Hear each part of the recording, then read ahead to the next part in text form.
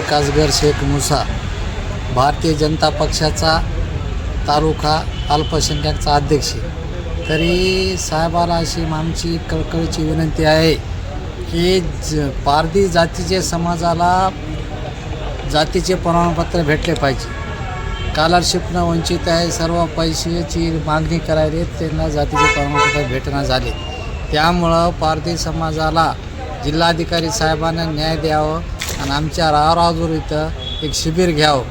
समजा पारधी समाजाला जातीचे प्रमाणपत्र दिले पाहिजे आणि त्याच्यामुळं लय अडचणीत आहे. ते जनता त्यांना कोणची योजना भेटना, कोणची स्कॉलरशिप भेटना, ते पोराच्या शिक्षणाचा त्यांचा लय अडथळा व्हायला.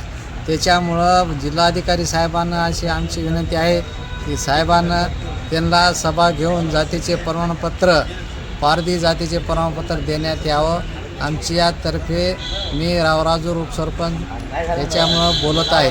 तरी पारधी समाजाला रावराजूर, नळद, हिळद आणि केरवाडी आहे तिन्ही गावातले विद्यार्थी आज 12वीपासून बी आज ते नोकरीसाठी फिरत आहेत, पण त्यांना जातीचे प्रमाणपत्र भेटत नाही.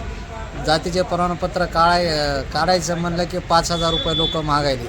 त्याच्यामुळं आज त्यांच्या आदिवासी समाजाला संधी साथ द्यायला पाहिजे कलेक्टर साहेबांना आणि तलाठी, मंडलाधिकारी, पेशकार हे समजायला सांगून, तहसीलदार साहेबाला सांगून साहेबांना आमच्या रावराजूला सभा घ्यावं.